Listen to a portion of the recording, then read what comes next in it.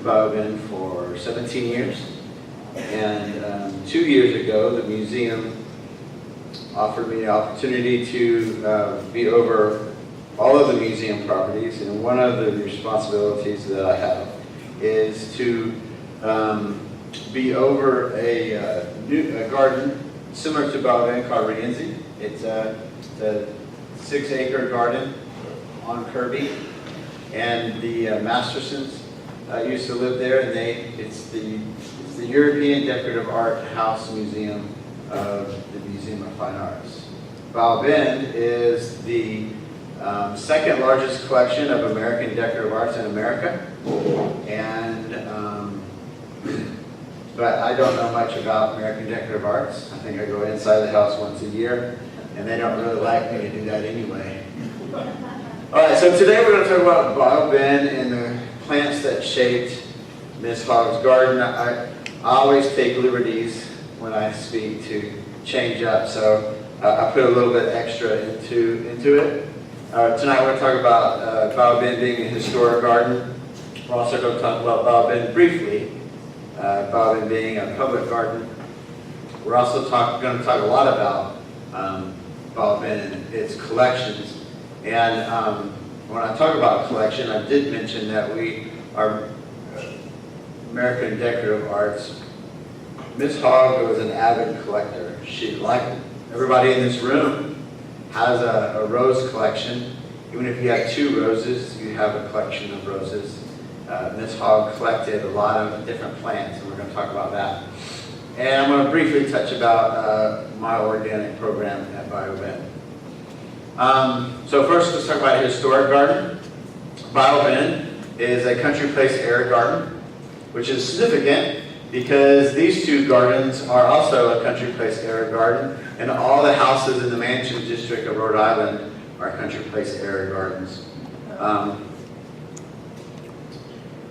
In 1995, the museum and the River Oaks Garden Club noticed that Bayou Bend was changing due to the fact that every year a new garden club lady was in charge of Bayou Bend and would put plants into the garden that would slowly changing the garden. And so a master plan was adopted to kind of dictate or tell us that it was still Miss Hogg's garden, and we needed to treat the garden like Miss Hogg still lived there. But what does that do for me as a curator? Does it really bind me and hold me into a set plan? No, it doesn't. It gives me lots of opportunities to do a lot of neat things. So this is a picture I found of snowfall at Bayou Bend one year. Miss Hogg lived there.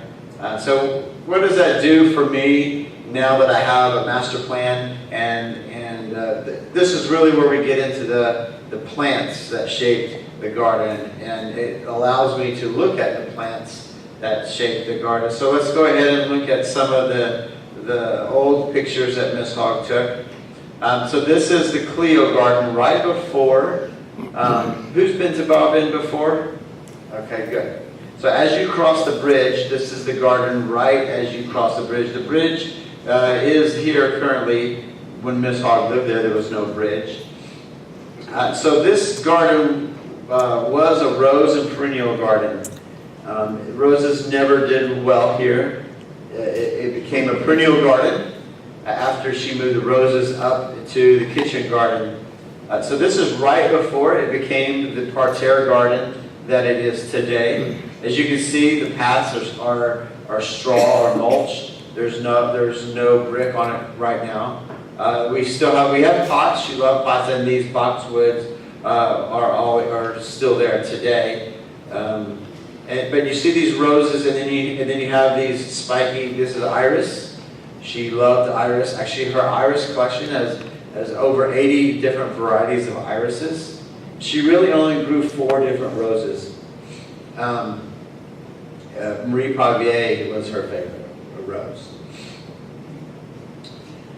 And then this is right after she paved it, and then it started to become more a parterre garden. These in the back are newly planted Kate Arundel azaleas, and she still had roses here.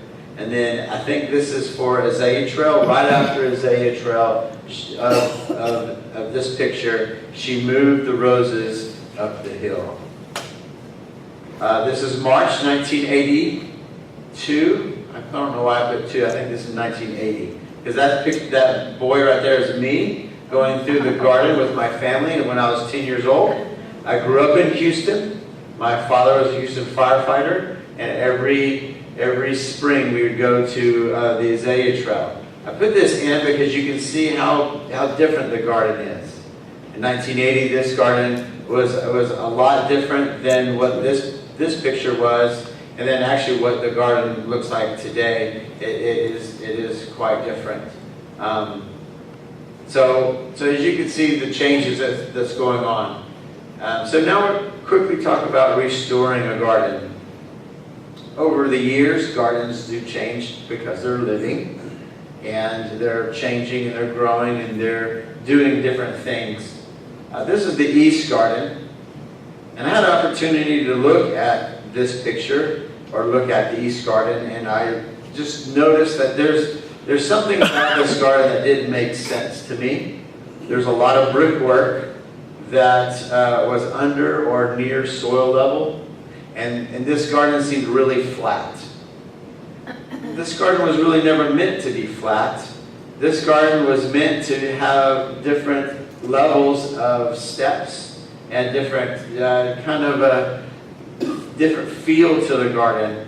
This middle section was supposed to be higher. This section here is supposed to be lower as more of a walkway. And then you have this right here. That was really Miss Hogg's color beds. So there was color here, here, and the same on both sides. So Miss Hogg really loved, and I don't know why I'm calling her Miss Hogg, because normally I call her Miss Ima. Miss Ima loved color. She loved having all different colors around her at all times, except in the summertime when she never lived at Bayou Bend. In the summertime, she was always traveling, so we don't have a lot of color in the summer.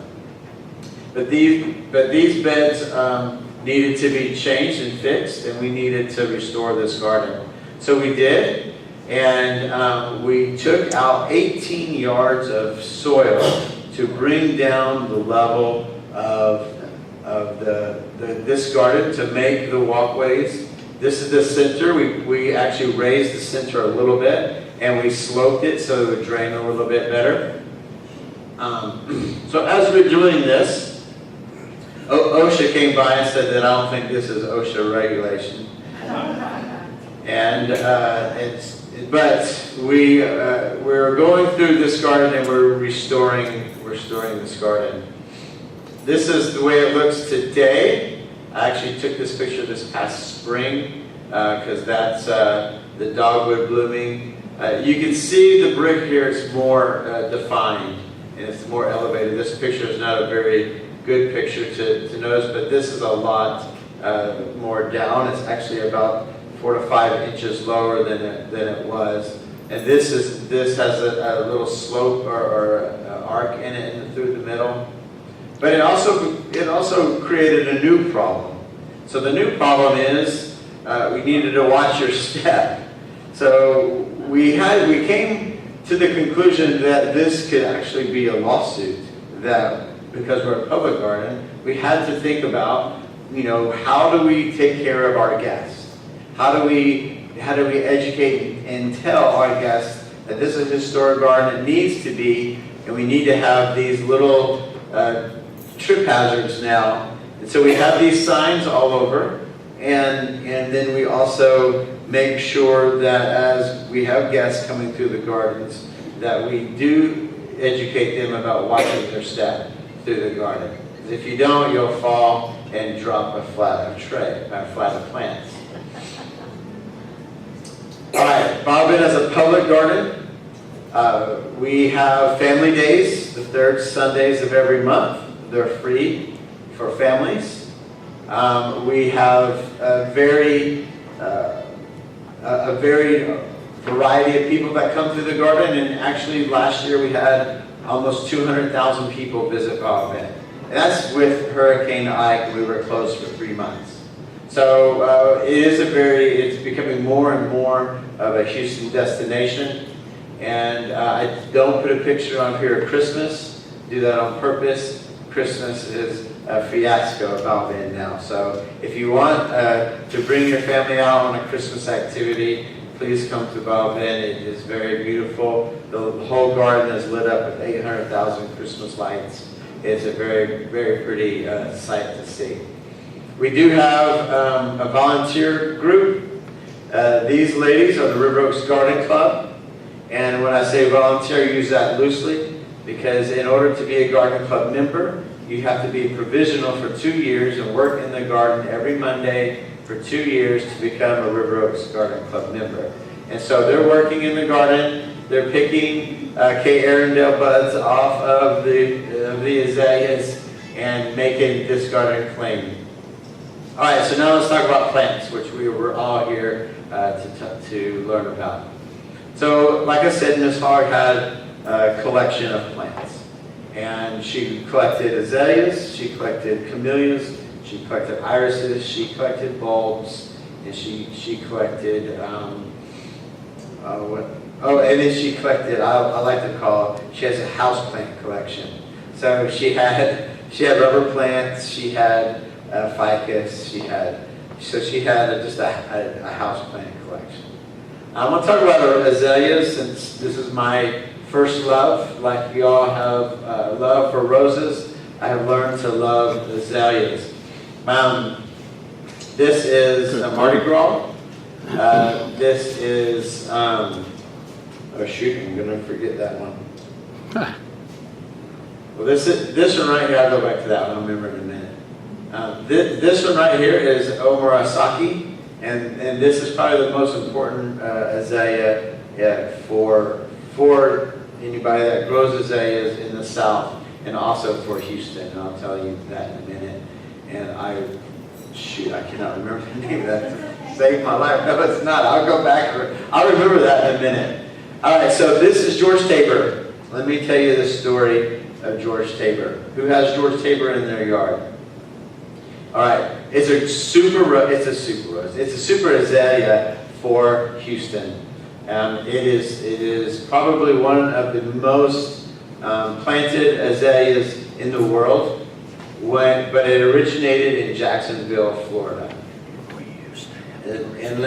So the story goes, this is Glenn St. Mary, the Tabors, George Tabor, found this azalea growing in his yard from an azalea called Omurasaki. And this azalea, he took cuttings, and for 10 years he grew this plant. And then in 1938, he released it to the Jacksonville area. Well, Miss Hogg had it in 1940. This baffled me, how she got this azalea so quick. Because from Jacksonville to Houston at that time wasn't necessarily a direct drive. And Miss Hogg never went to Jacksonville, Florida. She never visited it. And she didn't have any friends that lived in Jacksonville, Florida. So for the longest time, it's kind of a mystery for me since I'm a plant historian. And I really love to get into why plants move around and how you came up with the name and why, what fascinates people about plants. So I dug a little deeper this past spring when I visited this nursery. And by the way, they are super friendly. I met George Tabor the 4th and the 3rd. And this is their office still. And they gave me this catalog from 1939 to take back because I just fell in love with this story. So the story has to include Mr. McElhaney from Avery Island. The reason why is that Miss Hogg and Mr. McElhaney had a very active friendship, meaning she bought everything in her garden from Mr. McElhaney when she was actively building her garden. And so her main interest at the time was camellias. Mr. McElhaney bought camellia, a group of camellias from Glen St. Mary Nursery. And this camellia is called Horkin. Horkin is a very odd name. Ooh, that just fell down now. Hey, you better move from there. That's not good. This fell. Y'all might need to move too.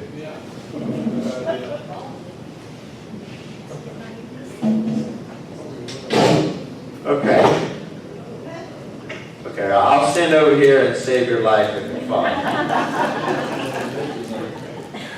All right, so quickly, Mr. McElhaney bought a group of camellias from Glen St. Mary Nursery called Horkin. Horkin is a horrible name for a plant. I don't know anybody that would buy a plant named Horkin. So Mr. McElhaney also realized this, and this is Horkin's beautiful camellia, but it's Horkin. But in Houston and in Louisiana, you can't buy Horkin in a nursery in Houston and Louisiana. As a matter of fact, you can only buy Horkin in Florida, because if you buy this camellia in Louisiana and in Texas, you're buying Miss Ima. Mr. McElhaney knew that plant's not going to sell, and so he renamed it Miss Ima. And because he wasn't selling any of them, he had over 40 or 50 plants that were just sitting in his nursery. He's in business to make money, and these plants were just sitting in his nursery. So he named it Miss Ima, and he sold out. And so now the plant is named Miss Ima. And why is this important? Because when he bought these camellias from Glen St. Mary Nursery, he also bought George Tabor. And Miss Ima bought 3 George Tabor azaleas and brought them to Houston. And they weren't even blooming at the time. They were in the winter time. And she trusted Mr. McElhaney that these azaleas were pretty because she's there to buy this camellia. And so she bought 3 azaleas, George Tabor, to Houston in 1940 when they came out in 1939. I just find that story just fascinating on how these plants moved around and how we have now a camellia named Miss Ima from a nursery, Glen St. Mary in Jacksonville, Florida. So this is George Tabor, and this is Gigi Gerbing. Who has Gigi Gerbing? Okay, if you have George Tabor and you have Gigi Gerbing, you also have Omurasaki. All right, so this is not Formosa. If you've ever seen a purple bloom on your George Tabor or Gigi Gerbing, that's not Formosa, that's Omurasaki. So Omurasaki is important to Houston because in 1937 and 1938, Miss Ima planted the first azaleas in Houston. She bought 7 plants from T's Nursery. Actually, T's Nursery, I think, brought the azaleas in for her. And she planted them, and they're still there. This is this last spring, a picture of an azalea trail, and these 7 plants are still growing from 1937, 1938. So this, what was I going to say about this plant? So this plant is important because this plant was crossed with plants in Charleston, South Carolina, which I have a very good friend at Magnolia Gardens who I called the other day and said, you need to get out. I don't want you to stay for the hurricane. He said, we're already gone. So they're already packed up and left. But Magnolia Gardens is Reverend John Drayton back in the 1880s hybridized all Belgian hybrids with Omurasaki and with another azalea that's heat tolerant and created all of our southern indica azaleas. So that's why this plant is so important to us. Also, it is important to us because Ms. Hogg first planted azaleas in Houston. So why did Ms. Hogg plant azaleas and camellias and magnolias? She had friends, the DuPonts, and up in the East Coast that she would visit every year. And the DuPonts referred to Houston as the West. Ms. Hogg was not a Western. She was a Southern lady. And so she wanted to build her estate as a Southern mansion, plantation style garden. And so there began the goal and the love affair of wanting to plant plants that would remind us that we were in the South. All right, so this is a reverting back from George Tabor, Gigi Gerving, and then Omar Saki. All right, camellias. I talked about camellias a little bit. So Ms. Hogg also had a very large collection of camellias. Oh, by the way, Ms. Hogg had 32 different cultivars of azaleas. 2-3 years ago, I restored all her azaleas to Bayou Bend. So every azalea that she ever had is now at Bayou Bend. And then she had 48 varieties of camellias. Now camellias are probably a lot like roses, where people give camellias like Mr. Mahoney new names all the time. And so it's hard to find the 48 varieties of camellias because there's so many synonym names, like Horkin or Miss Ima. So that's Law Peppermint, this is Mathoniana, and this is Alba. Actually, no, I'll take that back. That's Elizabeth. As you see this little red right here and that little pink right there, Elizabeth likes to sport backwards to pink. So she's really supposed to be white, but she doesn't like to stay white. She likes to get blemished and go backwards. All right, so that's my camellia. Anybody have any questions about camellias or azaleas? Yes, go ahead. What did you have to do? That's fine. What did you have to do to find those varieties? Okay, good question. All right, so what do I have to do to find all these varieties? So I travel to this next spring, I guess mid-March. I've been invited back to Glen St. Mary Nursery. So when their azaleas bloom, to help them identify what they have growing out in old property of theirs that they don't know what it is. I go to Avery Island probably 2 to 3 times in the winter and 1 time in the summer. Avery Island has a 200-acre nursery called man, I am not doing very good tonight. Jungle Gardens, thank you. Has a 200-acre nursery called Jungle Gardens. And very neat, another neat story.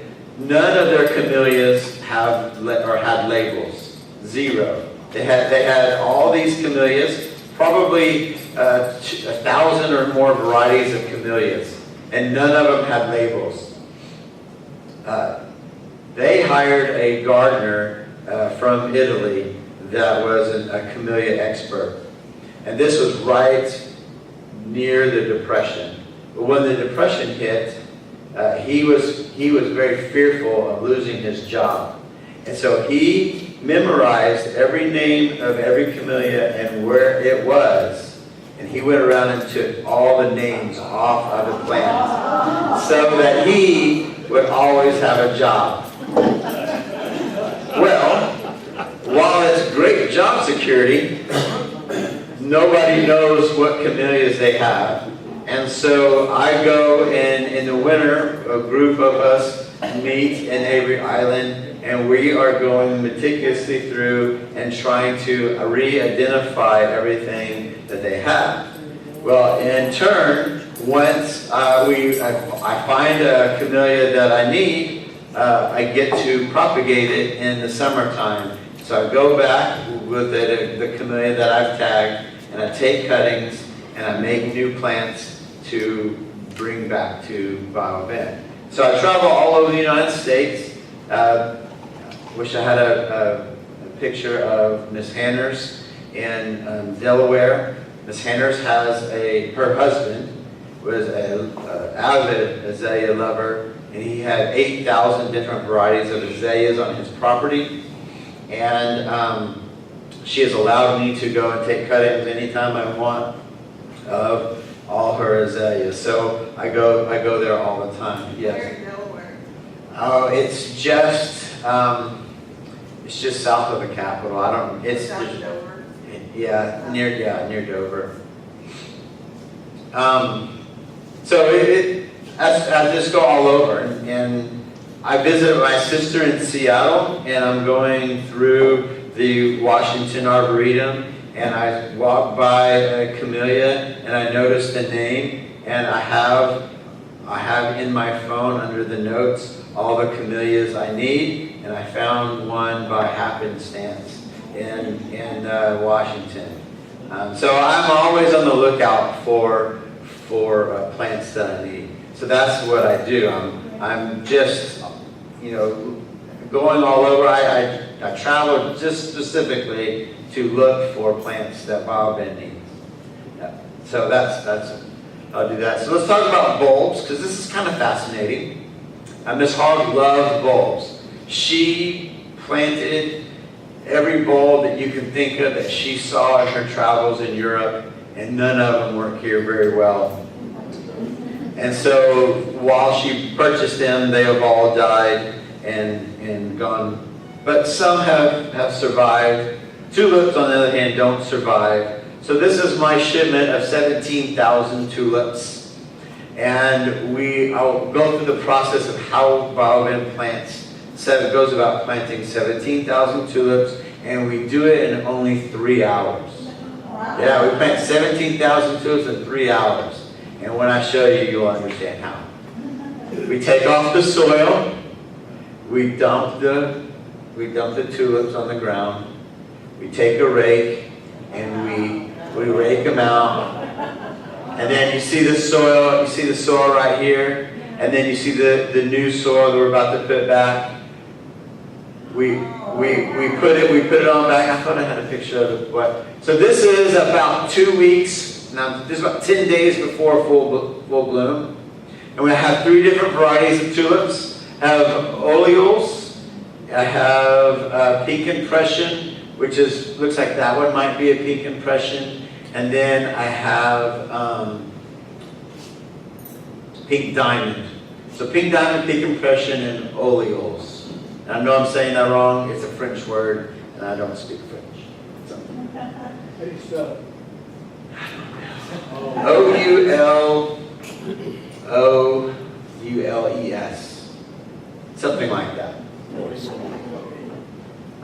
All right. Miss Hogg loved amaryllis, even though this isn't a true amaryllis. She had quite a bit of amaryllis. This is one that you find all over Houston in old yards. And this is actually a species, so if you found it, keep it. You can't buy it. It's beautiful, reproduces fast. It makes pups really fast, and it blooms very, very floriferous. It will bloom its head off. It loves Houston weather, and it doesn't mind our crummy soil. So it is a great one. Most of these bulbs are from the Turkey region, just like tulips are native to Turkey. This bulb is native to Turkey. Miss Hogg, Miss Ima loved this summer snowflake, leucosium. If you come to Bayou Bend and you see leucosium growing, I will tell you that I have never planted a leucosium in the 17 years I've been there. I do know that my predecessor, Bart Brechter, planted probably about 200, but the 90% of what you see Miss Hogg had when she lived in the house. So that is summer snowflake. I only picked the ones that I really, really liked. She had so many others, Celias and anemones and hyacinth and so forth. But these are the ones that I think grow well in Houston. This is a beautiful bulb. If you can find it, I recommend buying it. This is a true amaryllis. This is Amaryllis belladonna. Very, very beautiful. It does lose its foliage in the summertime, like chorus or oxblood lily. But this is a fall blooming amaryllis, not a spring blooming amaryllis. And when it matures in its spot, it will bloom reliably. This is only the third year I have it in, and I'm anticipating a full bloom this fall with these coming in, and they should be showing some color in the next few weeks. Question, Yes. do I see a rose directly behind that? Yes, you did. So this borders our rose garden in the kitchen garden. So we do have some roses. I will be honest, and we have about 2 varieties right now. so I do know we have Belinda's Dream, and we have Miss Hogg's favorite, Marie Javier. And then this is another bulb I really highly recommend if you do not have rain lilies. All rain lilies do well in Houston. This particular one is evergreen, and it is a great border plant, good substitute for a mondo grass. I would use it for that. So this is a candidate, a white rain lily, and it blooms one of the most out of the rain lilies. It blooms in the spring and also bloom in the fall. All right, let's talk about organic gardening at Bayou Bend. I have a unique philosophy about organic gardening, but not too unsimilar to a lot of people that get into organic gardening might get into differently than what I see organics. When I'm gardening organically, I ignore the plants. I am gardening for the soil. So all of my organic base is geared on building soil health. So it's not necessarily plant health. It has nothing to do with making a bigger bloom or doing this better or that better. It's all about how I can better build my soil organic profile. That being said, I use a lot of compost. I use a lot of mulch. Mulch is very important. And I put my mulch on in the late spring before it gets hot in the summertime. I don't mulch in the fall. I don't mulch any other time of year, but late spring, probably May, April or May, late April. I use Microlife almost exclusively through Bayou Bend. I also use alfalfa a lot. We need more nitrogen in our soil. If we can get our pH down to below 7, our phosphorus and our potassiums are released a lot easier for the plant material, and we have a lot of phosphorus and potassium in our soil. So bring the pH down to below 7, and that will release a lot of already available nutrients. Except for nitrogen, you need to add nitrogen. That's why I use a legume product, alfalfa, and then anything like Microlife that has a higher nitrogen. Microlife 624 doesn't have it high enough for me, so I use the 864. I'm sorry, what were those numbers? 864 for the higher ones. Microlife Ultimate. Water is Your irrigation system. yeah, I left it on that night. So this is Harvey. This is the second story window of the cottage. That fern right there is on top of a 10-foot wall. And so the north side of Bayou Bend had 14 feet of water at Bayou Bend for Harvey. After the waters receded, I was walking with my boss, and he turned to me and he said, when can we open to the public? And I said, right. I'll probably have it open by New Year's. And we walked for a little bit more, and he turned to me and he says, "You need to be open by Halloween." So we were open by Halloween. And there's, that's a whole nother slide presentation. So let's talk about my fertilization program real quick. I use alfalfa, I already talked about that. I use all-purpose organic fertilizer, Microlife, we talked about that. I use molasses in the summertime. Now, I used to use molasses in the springtime. I've done a lot of soil tests and a lot of soil analysis, and the molasses basically is there to give the living organisms in the summertime some added carbon to boost their activity and bring them up to the surface of the soil a little bit more instead of going down where it's cooler. The molasses will help alleviate some stress in the plant material because there's more respiration and the living organism eating off of the molasses. So that's the whole basis of me using molasses in the summertime. I use it, what's that? I'm sorry, what other soil amendments? You have molasses and other soil amendments. Okay, so other soil amendments, I put that down there because I used to put cornmeal a lot. I've gotten a little bit away from cornmeal, but I like to put it. It's a one nitrogen, it's a 100, but also cornmeal gives it some other amino acids and another little boost. So I will use cornmeal in the summertime as well with my molasses. A while back, I would say 15 years ago, I used to use cornmeal for fungal control. It's really not a fungal control, and I think I have mentioned that as a fungal control in the past.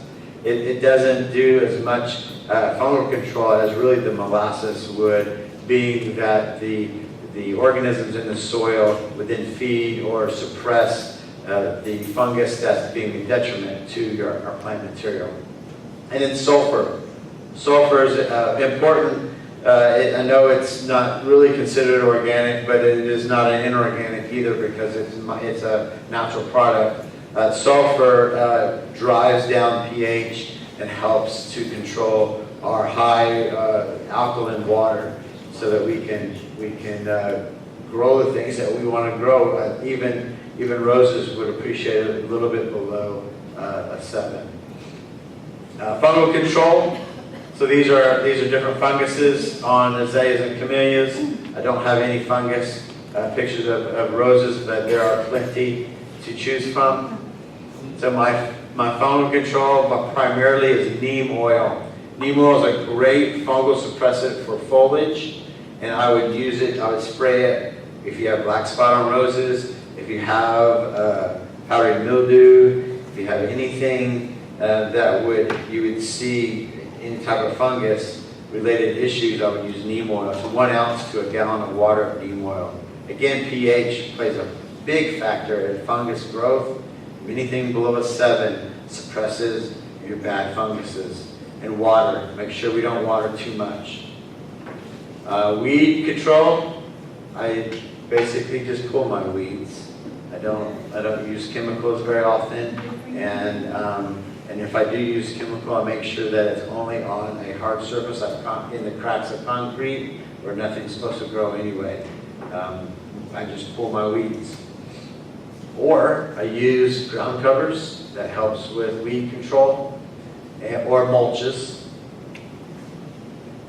All right, insect control. This is the same picture. Let me tell you a quick story. I'm almost running out of time. So, does anybody have scale on their magnolias? Anybody have scale on their magnolias? I had scale on all of my southern magnolias, and I had them sprayed, and then they would be fine for a little bit. And then I would notice that within 8 months, I'd start seeing a little bit again. What I didn't realize is underneath them at the time was ground cover. We had English ivy underneath some of our magnolias at the time. And I stumbled across that the same scale on the magnolias was on our English ivy. I wasn't spraying the ivy underneath. I was only spraying the magnolias up above. So I wasn't treating the full area, or I didn't capture the full problem. So recognize what might be causing the problem to eliminate the problem. So I eliminated the problem by removing, this is in the same area, I removed all of that ground cover there, and I sprayed one last time, and I have never had a scale on those magnolias again. So it's a matter of know your landscape, know what's going on, what's the problem. Ms. Hogg realized that roses in the Clio garden always died because of poor circulation. She moved them up the hill where they got a breeze and got the better sunlight. It was cooler, and so it was a better place for them. So recognize where you're growing your plants and just change the environment a little bit. You can change everything about your yard. So that's an organic control. Yes, please ask. Okay, so yes, we have scale on camellias. I spray my scale with orange oil, and I spray, and it won't burn. And make sure you spray underneath, and it will. Orange oil breaks down the exoskeleton of insects, and without the exoskeleton of the insects, they die. And so orange oil does a great job at getting rid of your insects, or mainly your scales and your aphids. All right, any other questions? Yes? Can you talk a little bit about growing camellias here? Okay, yes. I could talk a lot about growing camellias here. So camellias, I don't dig a hole when I plant a camellia. I just take it out of the pot and put it on the ground. I loosen the root ball, and then I take probably about 2 or 3 bags, similar, and I just put mulch around it. And I just plant the camellia in mulch. Then I'll let that camellia root itself into the ground. And the reason for this is these particular plants, their roots need a lot of oxygen. And our soils lack oxygen. And so if they're running on the surface of the soil, they're going to be happier. So in the mulch, where there's a lot of oxygen, there's a lot of big pore cavities for the air to move in and out of the mulch. They will root in, and they will root themselves out of that situation. I also fertilize once a month, all year long, my camellias. So just with 624 or the microlife acidifier, either one would be fine. And I give them 2 cups of fertilizer every month on that. And then so also watch the pH. What I like to do to watch pH is I plant a gardenia in every garden in Bayou Bend, and then all over my house I have one gardenia just placed. And I walk Bayou Bend all the time, and when I walk I look for that gardenia. If the gardenia shows any chlorosis, that means the soil is going wrong and I need to treat. Camellias and azaleas don't show chlorosis right away. And actually when they do show chlorosis, it's already too late. So you need to make sure the soil pH is fine. And tell us how to recognize chlorosis. So recognize the disease, and I'll get back to your question. So if your leaves are turning yellow and they have a green vein, so the yellow leaf with the green vein means that the pH is too high. So it means it's above a 7 or it's at a 7. And so if you see your gardenia with yellow leaves and a green vein, then you need to check your pH. Okay, what was your question? Light aspect for camellia. A light for camellia in Houston needs to be part shade. They love a little bit of morning sun and a lot of afternoon shade. About 5 hours a day of sunlight is all they need. If we were in Louisiana or Florida where we had sandy soils, you can plant them in the full sun and they'll grow to be 30-foot trees. Here they grow to be as tall as about 9 or 10 feet is what you can expect. And like I said, you're going to need to watch the pH and fertilize them a lot more. Yes? So what do you do to amend pH? What do you do to amend pH is the sulfur. That's all. Yeah, so I don't give a recommendation of how much to put down because our pHs are going to be different, and it depends on how much you want to drive the pH down to about a 5.8. You need it to be about a 5.8 for azaleas and camellias. For roses, what's rose pH? 6.5, right? Just below a 7. So you need to have a soil test done to tell you how much you need for your yard of sulfur. You can also get pH to go down slightly by using pine straw as a mulch instead of say the black mulch or hardwood mulch. You can get pine straw bales. That will help drive pH down a little bit. But mainly you're really going to want to use the sulfur to be drastic about it and get it down. Yeah. All right. Any other questions? Yes. One of our main problems here is fungal control, and I missed the third item that you mentioned. You said neem oil, adjust the pH below 7. And water. So fungal. adjustment. Most funguses thrive on a high. Well, you can't do anything about humidity. A high humidity, high water situation. So if you can control the water, I tend to irrigate less than what I probably should at Bayou Bend. And it doesn't hurt the plant to be a little water starved. Actually, there's some studies show that if we starve the plants a little bit on water, it builds stronger cell structures and they can actually take stress a little bit better. So we water too much. Everybody waters too much. We need to bring back the water. That will help fungal control a lot. You won't have to spray all of our fungicides as often. Do you use Epsom salts at all? I do use Epsom salts on my roses, and I do use Epsom salt on azaleas about every 5 years. They don't need much, but I've noticed a big difference about every 5 years Epsom salt on my azaleas. I haven't noticed anything I haven't put it on camellias before, and it doesn't make a difference for camellias. Yes? Can you talk a little bit about comparison of low iron versus too high pH? Okay, so the question was iron relationship with pH. So iron, when pH climbs up to neutral and above neutral, the iron is still there. And our soils have plenty of iron.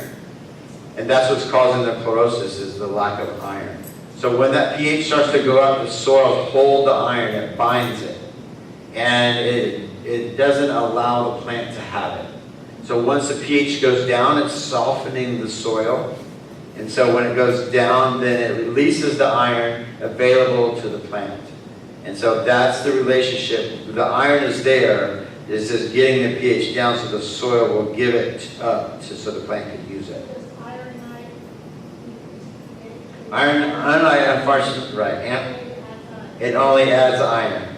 Right. So ironite adds the iron. We have plenty of iron in our soils, but it will be a short-term fix to give it iron, and then the soil will find that iron and start to bind that iron up eventually. It will be available to the plant when you put it down, but over time that same iron will be bound in the soil. All right, any other questions? Yes. I did say this. I had huge ones in front of my house, and I don't prune them. Huh. Back unless they're just big. You don't have to. You don't have to prune azaleas. Most people do because they can get quite large. If you've ever been to Magnolia Gardens, they don't prune their azaleas, and their azaleas are probably 15 feet tall. Prune your azaleas after they bloom, no later than June. And if you can, well, I can go on and on about azaleas. So you can prune them whenever you want; they don't mind, but they won't bloom very much for you in the spring if you prune them after June. All right, where did I? All right, so I think that's it. That's all I have. Thank you very much for your time.